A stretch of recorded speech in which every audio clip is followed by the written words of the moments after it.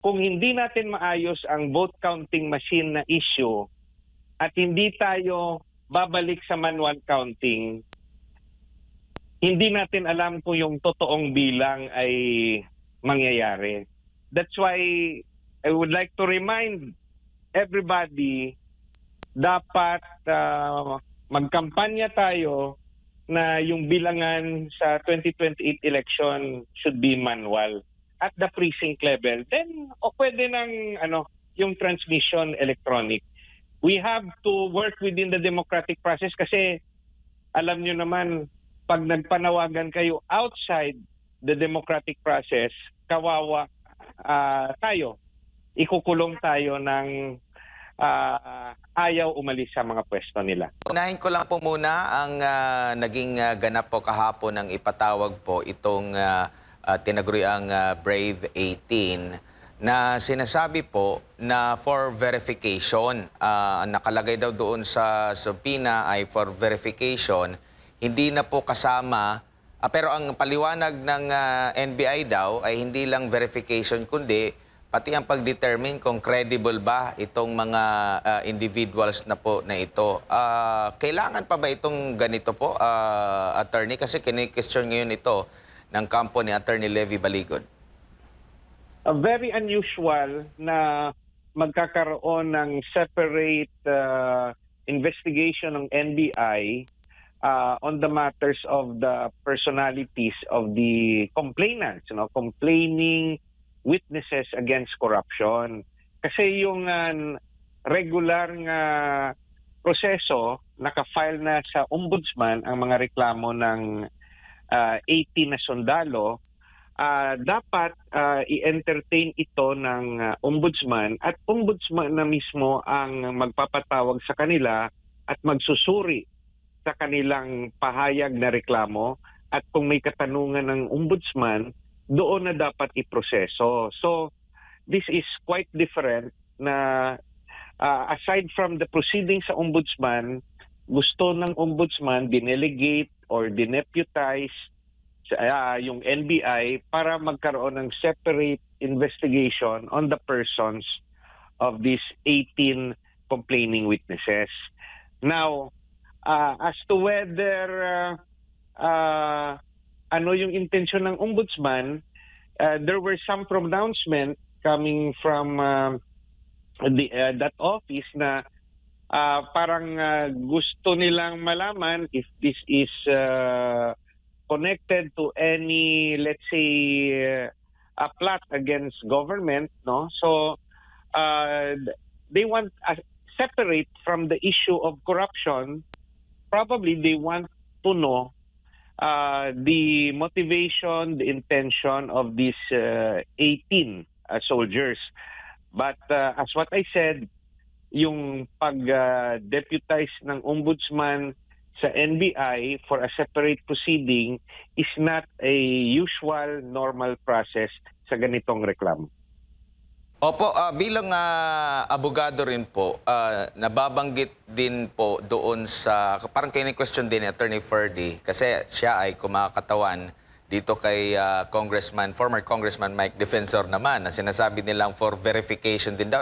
Hindi naman kabilang itong si Congressman Mike Defensor doon po sa mismong joint affidavit.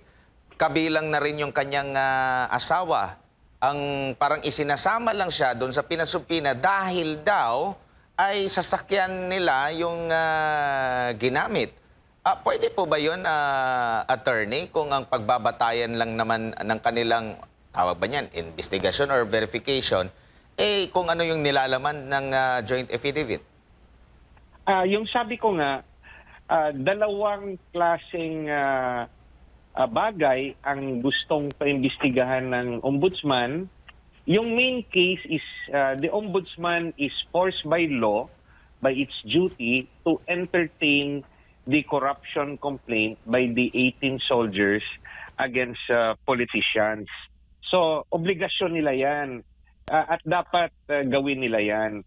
But at the same time, with some media pronouncement by the ombudsman, they want to find out if this is part of a destabilization action against government. So that's why they are assigning it to the NBI to make that line of investigation. Now, yung mangyayari kasi, I've been a trial lawyer for a long time. Pag sinabi ng NBI, may findings kami na ito'y yung reklamo, may isa dyan o dalawa umiba yung kwento, masisira na lahat o masisiraan ng credibility lahat ng 18. So because what was prepared was a joint affidavit, no? So ang sasabihin, may principle sa evidence na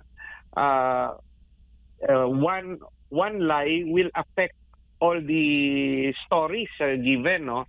So yung solusyon dyan, aside from the joint affidavit kung saan it is a narration of events by the 18 sa kanilang perception or na experience sa nangyari sa kanila, I would strongly suggest to the lawyers of the 18, no, kay Attorney Baligod, to prepare individual affidavit para maklarify yung testimonya ng bawat isa. Pag ginawa nila yon, they will only be responsible to their individual affidavit, which will be their individual testimony. Kasi pag i-insist natin na joint affidavit, pag umiba yung istorya ng kahit isa, gagamitin yon para masira na yung testimonya ng lahat. Now, it's a technique sa trial practice. And at the same time, sayang yung pagkakataon kasi the Filipino people deserves to know the truth. Ano ba ang kwento sa likod ng maleta? At ito bakit hanggang ngayon lumabas dati si Gutesa at biglang nagtago, ngayon lumabas yung 18 soldiers, meron silang sinasabi, bakit ang tahimik, no, ni Zaldico at ng abogado ni Zaldico at hindi nila kinontra yung testimonya ng 18 soldiers? Kasi yung ini-implicate doon ng 18 soldiers si Zaldico at kung sinong iniutos na dalhan ng maleta. Bakit hindi kinontradict o sinabing sinungaling ni Zaldico yung 18? And habang tumatagal, lalong lumalakas yung bersyon ng 18 kasi hindi nga kinokontra ni Zaldico, who is directly linked to the testimonies of the 18. But I will repeat, ang lawyer o lawyers ng 18 soldiers must prepare at the earliest separate and individual affidavits to put into record their individual experience, perception, and participation in the whole incident, no, or series of incidents, para limited lang sila sa kanilang separate testimony. Attorney, magandang umaga, si Almar po ito. Sir, ano po yung masasabi niyo dun sa naging reaction po ng ating pamahalaan patungkol nga po dito sa paglutang ng tinaguriang Brave 18 na parang ang nangyayari tila sila na ngayon yung inuusig, sir? I don't agree sa reaksyon ng government kasi dapat nga magpasalamat sila. Dati nung lumabas si Gutesa, some politicians were saying dapat magtapang siya at pumunta ng DOJ o humarap siya sa proceedings, no? But nagtago for whatever reason, no? There are various scenarios given, but up to now, kung ako chairman ng Senate Blue Ribbon Committee, I would cause the issuance of an arrest warrant against Gutesa para pwersahin siyang humarap sa Blue Ribbon Committee. Hindi nila ginawa. Bakit? Nakakapagtataka. So, with these 80 soldiers, dapat nga welcome ito sa ombudsman. Dahil, yung opisina ng ombudsman must be independent from all other branches of government. It is a constitutional office. Wala siya dapat kinikilingan. That's the role of the ombudsman.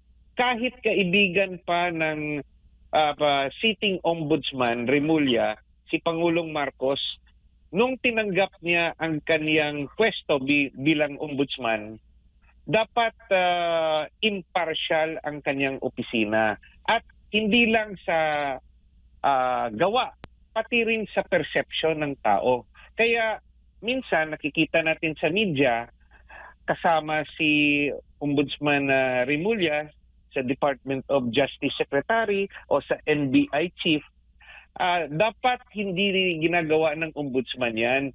There should be no appearance na coordinated yung action because the ombudsman is a body that could investigate the DOJ secretary, is a authority that could investigate the NBI chief for any malfeasance, no, or negligence, or any criminal activity or corruption. The ombudsman should not be a sociable person. He should be in his office, and he could give formal interviews, but hindi yung interviews na parang DOJ secretary ka pa rin. Iba na yung trabaho ng ombudsman kasi ang ombudsman pwede niyang imbestigahan lahat ng kawani ng gobyerno, including the president. Attorney, yung mga nangyayari ngayon, mga ating mga kababayan ay nakatutok. Kahit nga yung mga ordinaryong mga Pilipino, nagigets yung kung saan patungo itong yung mga nangyayari. Kasi nga, nabanggit mo kanina, yung sa Senado, hindi pa nagpapatawag ng investigasyon. Yung ombudsman, hindi pa pinapatawag yung mga nabanggit na mga pangalan na nabanggit na pangalan sa affidavit ng Brave 18. Sa tingin po ninyo, attorney, meron itong kumpas sa yung mga nangyayari, may kumpas ng dito nga sa mga sabihin na nating mastermind sa tunay na pagnanakaw sa pera ng taong bayan, attorney? Yung nangyayari kay Gutesa, it is an example. Kunwari isabtina. Di kung hindi siya pumunta, di ipahuli. Dapat na yan. May arrest order na yan si Gutesa para malaman natin yung katotohanan. Sino nagsasabi ng katotohanan? Kasi siya yung lumagda ng isang affidavit na instead of the Senate looking at the content of the affidavit, yung tinutukan nila yung pagnotaryo sa affidavit. Pwede naman yung kung gusto sana nila, sana pinatawag nila sa Senado pati yung notaryo. Bakit nyo ibibigay doon sa RTC judge for review, which is also an administrative process. But precisely, yung Senate investigation is not part of judicial work. It is a independent process wherein it is done in aid of legislation. So, may karapatan at kapangyarihan ang Senado na pilitin kahit yung west ng RTC o kahit si Gutesa, nandun rin si Senator Marcoleta, hindi sagutin niya kasi siya, kasama siya dyan nasa Senado siya. So, what is the important thing to do is to find out the truth. Hindi yung sisirain mo lang yung credibility ng witness then kakalimutan mo na yung sinabi niya. Because more important than issues of, let's say, the process, whether it was followed or not, that can be corrected. Yung, let's say, inadvertence in the process. But we don't want to destroy the opportunity to find out the truth because masyadong malaki ang korupsyon na ina-allege na nangyari, no? At itinuturo ni Gutesa at ng 18 soldiers. Remember, yung makakasagot nito si Zaldico, but he's not with us. Nandun sa ibang bansa at hinahanap ba natin o hindi? At yung abogado, biglang tumahimik ngayon. Yung abogado ni Zaldico, dati nung unang lumabas yan, nagbibigay pa ng opinion. But sa ngayon, nung paglabas ng 18, why don't you interview him? I think dati siya ba naghanap sa inyo? Hanapin niyo siya ngayon. Ano yung komento o nalalaman ng kanyang kliyente tungkol sa 18? So, the silence shows that the 18 has a story to tell. And dapat pakinggan ng gobyerno ito kung talagang totoo ang kampanya laban sa korupsyon. Opo. Attorney, maiba lang ako ng konti kasi unti-unti na pong nararanasan o nararamdaman ng ating mga kababayan yung naging epekto po ng sigalot doon sa Middle East. Attorney, base po sa monitoring ninyo, naging handa po ba ang ating pamahalaan dito po sa nangyayaring sigalot doon sa Middle East? Considering na before po nangyari yung palitan po ng missile doon po sa Middle East ay ilang linggo po yun bago nangyari ay nakikita na po natin yung kumbaga pagporma ng Estados Unidos at ng Israel doon sa Iran. Naging handa po ba yung ating bansa dito, Attorney? Sa tingin ko hindi yung paghahanda natin yung regular na paghahanda na meron tayong stocks ng oil for 60 days. Yun lang. But to make arrangements, for example, na in the event of war sa Iran at hindi makalabas yung mga oil sa Iran o sa Middle East, saan yung alternative source of oil natin, no? So kasi stock up yung 20% of oil let's say export sa Strait of Hormuz, yung sinasabi na yan yung dinadaanan ng 20% of oil sa mundo. Ilang porsyento yung kinukuha naman ng Pilipinas sa Middle East. So dapat kung gumagana ang confidential fund, no? Yung mga analyst natin, kung gumagana yung strategy planning ng Department of Energy, nung Department of Trade, dapat napag-usapan na nila na in the event of war at let's say wala nang makaka-pass through sa Strait of Hormuz, saan tayo bibili ng oil? O dapat nakikipag-usap na tayo sa Russia way ahead. Nakikipag-usap na tayo sa ibang bansa kung ayaw natin sa Russia dahil pinagbabawal ng Estados Unidos. Or ito, yung pinakasagot. Binabawalan tayo ng Estados Unidos na kumuha ng oil sa Russia. Dapat kumuha tayo ng guarantee sa Estados Unidos na sila yung mag-supply sa atin ng oil. Especially na meron na silang special arrangement with Venezuela. The United States is also a oil-producing country. Kaso yung stockpile ng US, masyadong mahaba. Baka 1 taon, 2 taon. Tayo, 60 days lang. We should talk to the United States na kayo po yung nagbabawal na makikipag-dealing kami sa Russia, pero can you guarantee us oil?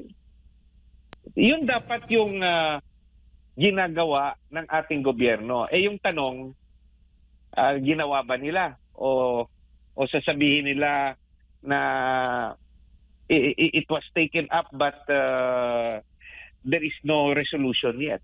So, yan yung sa tingin natin na nangyari. Opo, Attorney, kaya ko po naitanong kasi parang nagiging malinaw yung naunang sinabi or pahayag ng ating ikalawang Pangulo na nung unang mga araw ng administrasyon ay may mga meetings pa, pero nung kalaunan ay nawala yung mga meetings at yun nga yung nangyari ngayon.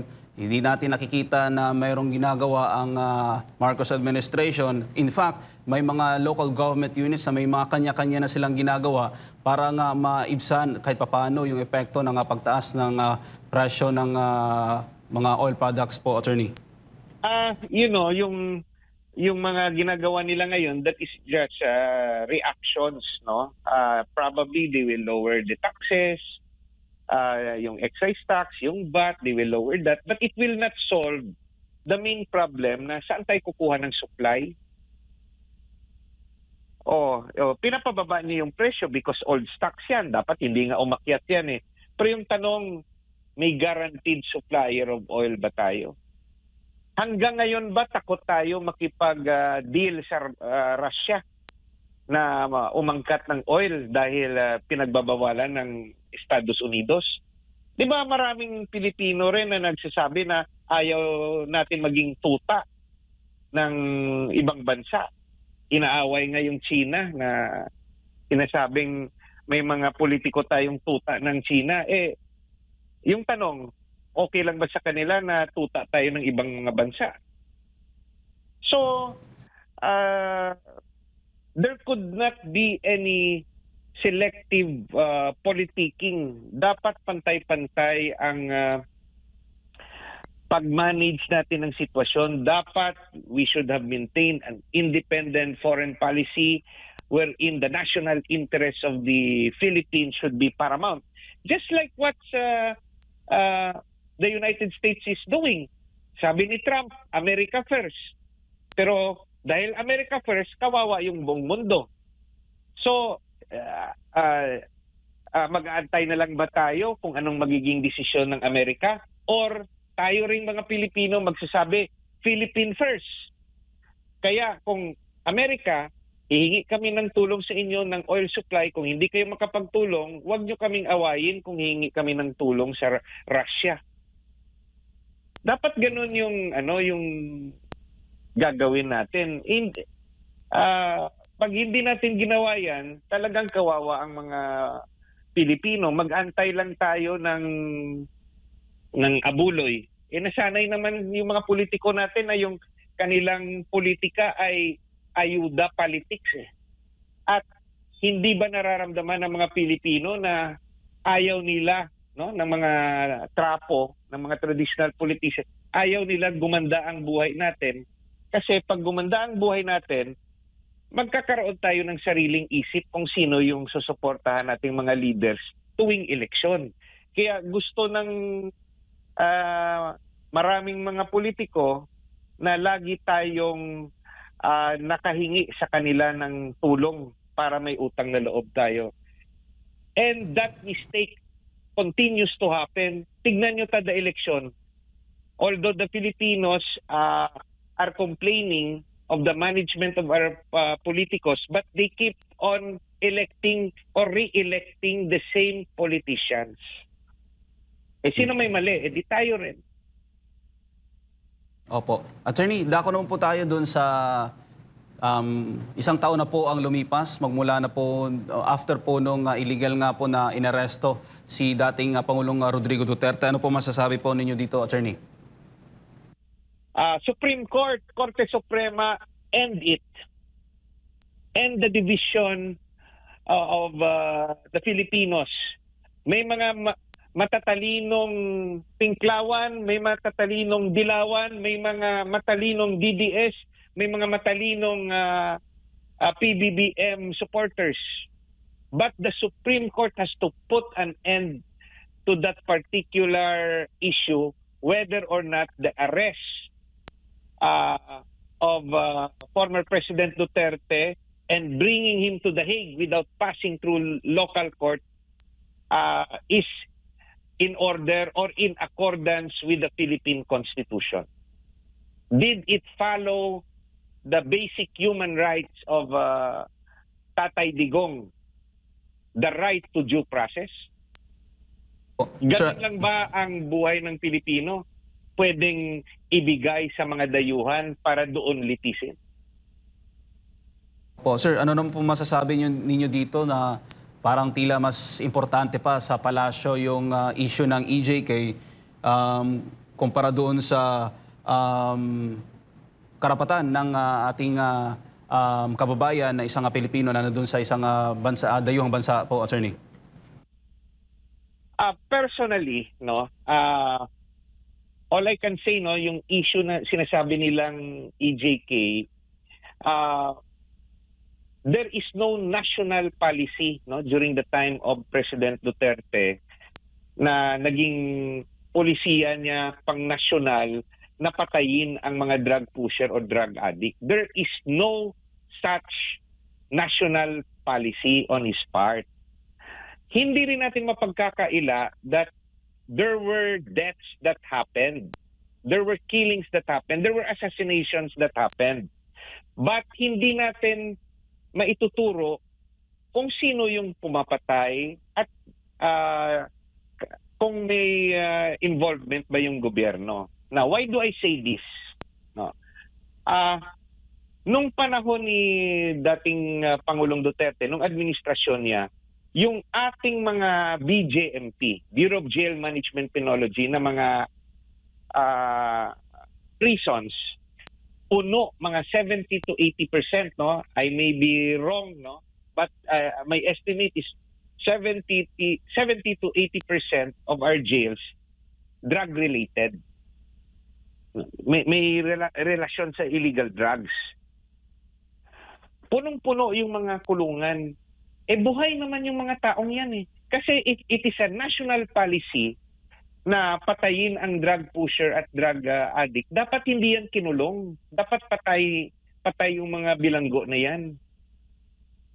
There would have been mass killings, but there was none because the killings cannot be attributed to a national order by President Duterte.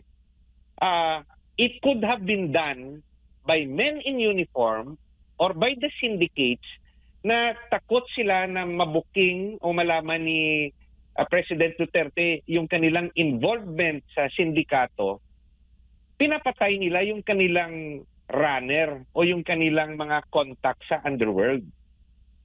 Hindi ba natin inimbestigahan yan?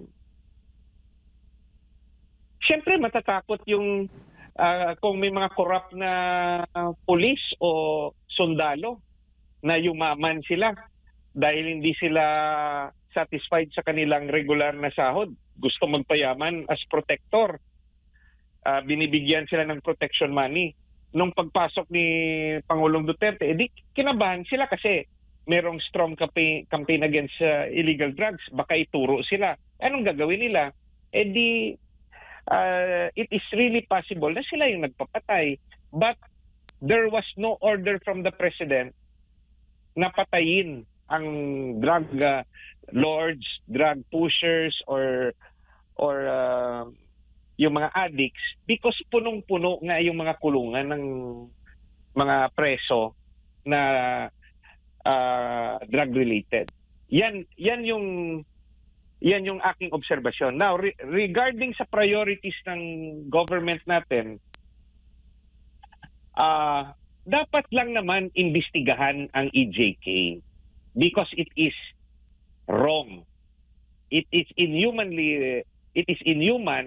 na papatay without the law allowing it, and it is inhuman, no, illegal na magbibigay ka ng hustisya without due process. So our Philippine government should exert effort to investigate EJKs that happened during the time of former President Duterte, and even EJKs that continues to happen. Now, yung pinaka-question lang naman sa pag-aresto kay Pangulong Duterte,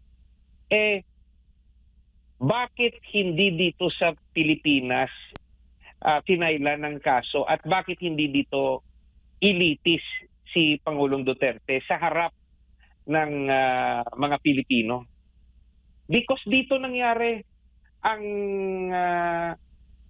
mga EJ case at kung siya'y tinuturo na mastermind, dito siya litisin sa ating sariling bansa. Lalo na hindi naman natin masasabi na iwa-whitewash yan kasi hindi naman sila magkaibigan ni Pangulong Marcos who has the control over the DOJ, over the NBI, over the PNP, over the military. There would be a fair proceeding pag dito sa Pilipinas.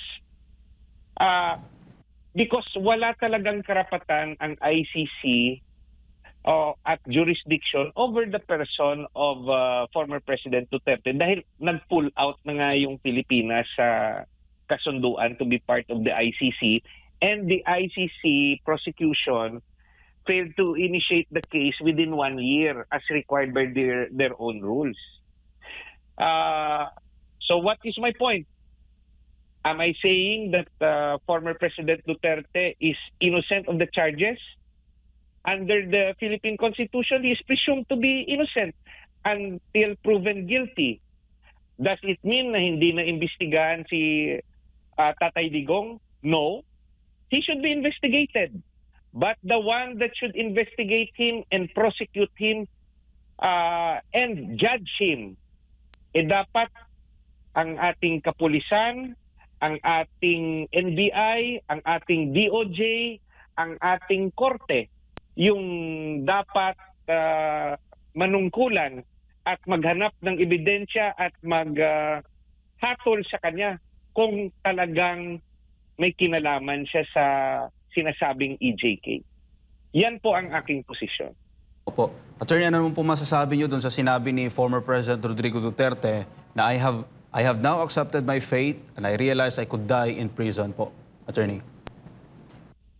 Nung unang nakin narinig na dinakip siya at planong dalhin sa ICC, pumasok na yan sa isip ko, hindi na makakalabas si Tatay Digong dahil hindi sa rason na mahatulan siyang guilty dahil hindi niya matatapos ang kaso dahil sa kanyang edad at dahil siya ay sakitin. Imagine nyo if there is an allegation na thousands yung victims. Yung tanong ko, how many yung magiging complainants, complaining families? How many yung magiging witness per case? Marami yan. At tanong rin, how many rin yung mga inaakusahan na interconnected yung mga kaso nila sa isa't isa? O dinama yung pangalan ni Senator Bato de la Rosa, dinama yung pangalan ni Senator Bongo, dinama yung pangalan ng mga kapulisan natin. Hindi magkakahatol ang korte habang hindi ma-interconnect yung mga kanilang involvement, kanilang alleged na partisipasyon, matatagalan. At paulit-ulit yan. Hindi pwede na yung testigo, kung merong common na testigo, pwede yan pabalik-balikin per individual case. At ilan rin kaya yung magiging testigo for the defense? At magkakaroon ba ng hearing every day? Or the hearing will be every month? Or yung sa experience natin ngayon, every 2 months? So sa tingin nyo, with the number of personalities involved at sa edad ni Tatay Digong, do you think he will live forever to finish the case? Yan yung problema. At yan yung strategy na sa aking isip, gusto ng mga kalaban ni former President Duterte na itapon siya sa ibang bansa para hindi na siya makauwi, makukulong siya sa natitirang panahon ng kanyang buhay at doon na siya mamatay. It is part of a strategy because pag dito sa Pilipinas yung hearing, yung complaint, there's a chance that the DOJ will acquit him sa umpisa pa lang kung kulang ang ebidensya, kung walang direct evidence linking him. Second, granting merong enough evidence na iakyat yung kaso sa RTC, no? Considering na hindi naman to corruption case, no? There's a possibility bigyan siya ng karapatang magpiyansa. Habang dinidinig ang kaso, nasa labas siya. Yan yung ayaw na ayaw ng mga kalaban niya. And third, pag dito sa Pilipinas, because we believe na yung sa justice system natin nagsasabi na kailangan i-prove nila beyond reasonable doubt para to convict him, there's a chance may tinatawag tayong demurrer to evidence na pagpresenta pa lang at pagkatapos magpresenta ng testigo at ng ebidensya ng prosecution, sasabihin ng depensa, hindi na kami magpipresenta ng aming witnesses.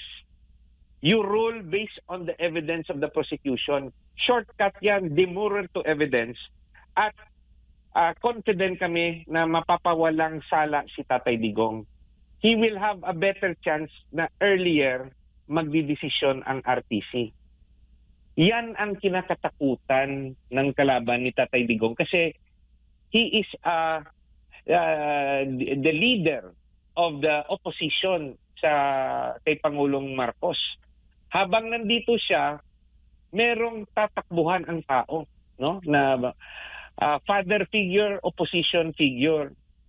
At you must remember, nung pagbaba niya sa pwesto, he has a very high rating, no? Trust rating. At maraming nagmamahal sa kanya. Kaya yung nangyari sa kanya ngayon, this was planned. This was a strategy. And those who planned it and strategized it were willing to face the consequence. At yung consequence, yun nga, talagang masama ang loob ng mga supporters ni Tatay Digong. But they are willing to face it. Why are they willing to face it? Because they're in control of the military and the police. Pag yung mga supporters ni Tatay Digong ay gumalaw sa labas ng batas, uhulihin, kakasuhan at makukulong. Yan po ang realidad kasi wala sa posisyon tayo, no? Yung mga supporters ni Tatay Digong. Opo, at least malinaw po dyan sa issue na yan, attorney. Pero balikan ko lang po yung sa issue po ng petrolyo kasi isa po sa mga produkto na posible po magmahal ay yung bigas. Yun po yung sinabi po ng Department of Agriculture. Sa tingin po ninyo, attorney, magiging mas mahirap pa po yung buhay ng ordinaryong Pilipino sa mga susunod na araw po, attorney? Hindi lang ang bigas ang tataas. You must remember that goods, yung mga pagkain, mga produkto, mga Grab taxi, yung mga taxi, Grab delivery, Food Panda, lahat gumagamit ng gasolina, no, ng oil. Pag tumaas yan, ipapass on nila yan sa consumers. Yung mga traders, the traders will be forced to increase the prices kasi may transport cost. It does not mean na yung mga farmers ay kikita ng malaki. Sa ngayon po, before the oil crisis, kawawa yung farmers natin. Binibili sa kanila ng traders yung kanilang mga produkto ng mura.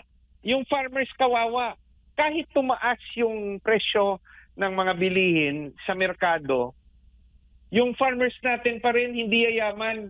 Kasi yung mayaman, whether in normal times and in abnormal times such as today, mga traders, and government is not doing anything to cure that reality.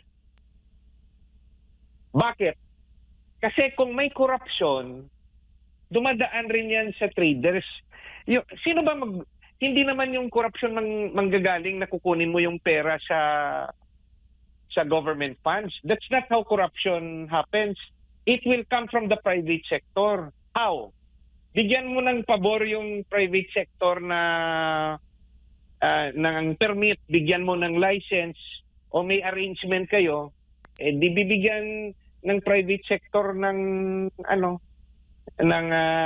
pera yung taga-gobyerno, pera na hindi galing sa kaban ng bayan. Kaya yung mga ibang politiko, nilalagay nila sa utak nila, malinis yung konsensya namin. Hindi kami nagnanakaw sa kaban ng bayan.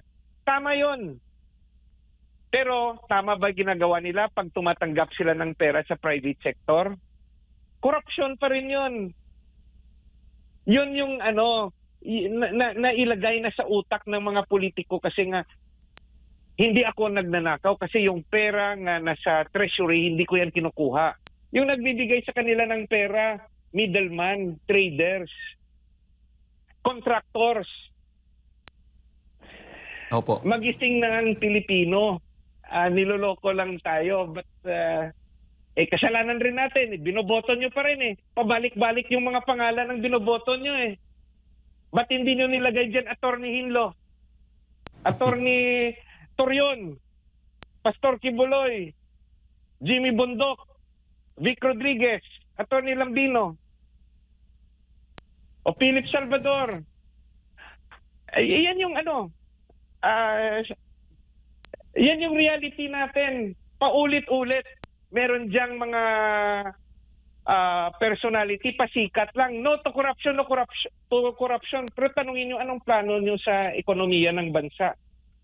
Mag-aaral pa. Opo.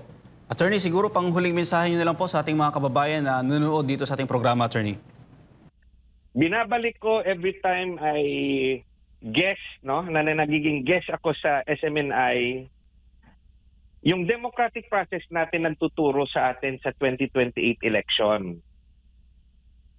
Kahit popular ang ating pambato o magiging pambato at yung magiging mga senador niya, kung hindi natin maayos ang vote counting machine na issue at hindi tayo babalik sa manual counting, hindi natin alam kung yung totoong bilang ay mangyayari.